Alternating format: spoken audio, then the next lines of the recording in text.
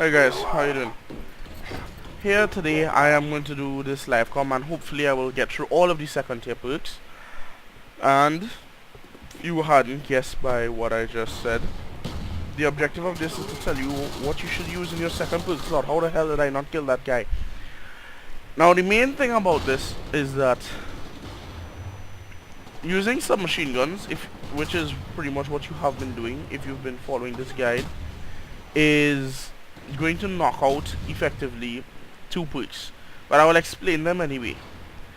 Now, Hardened and Scout are the two perks knocked out. Scout for obvious reasons, and Hardened because, well, it's a very hard thing to use.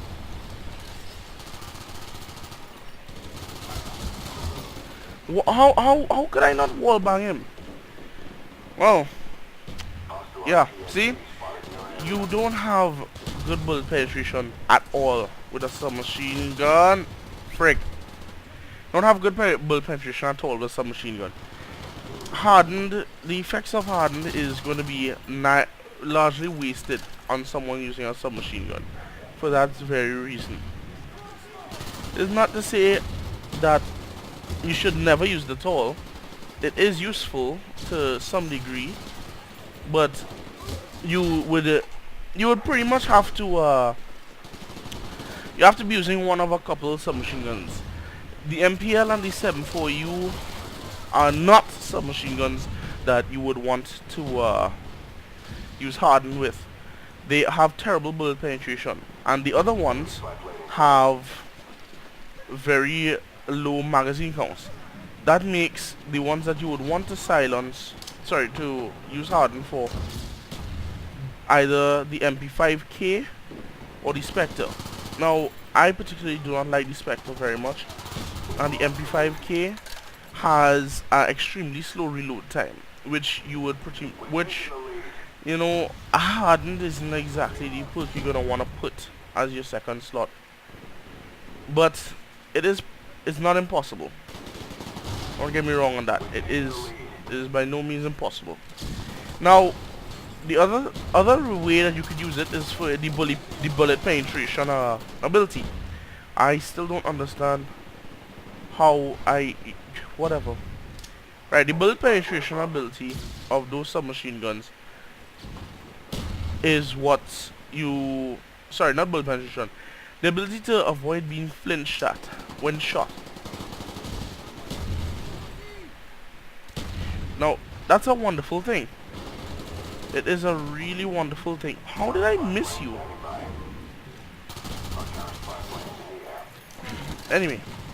Right, so with that ability to avoid being... Shit, give me my... Where's my tomahawk? Whatever. Whoa.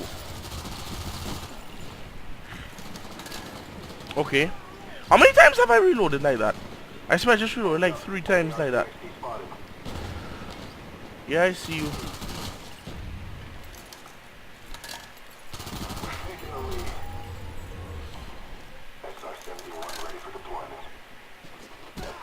Ah, yes. Glorious.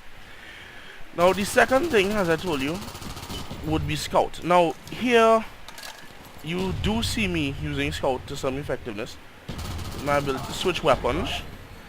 But, what the? I'm a gunship? I'm supposed to have dogs! Okay, cool.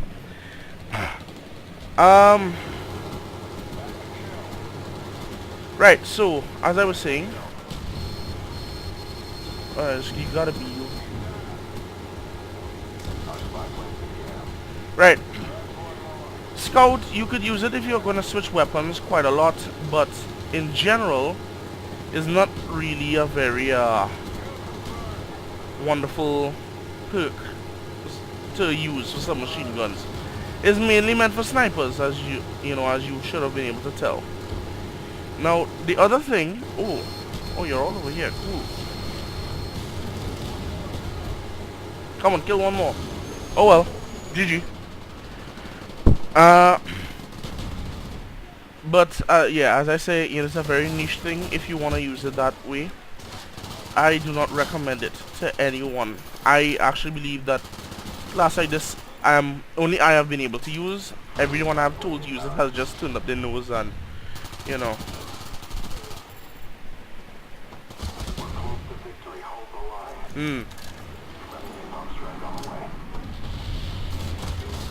Crap. Right. Now, the last perk I will talk about is really Warlord. I won't have time for anything else. Warlord is a kind of a niche perk.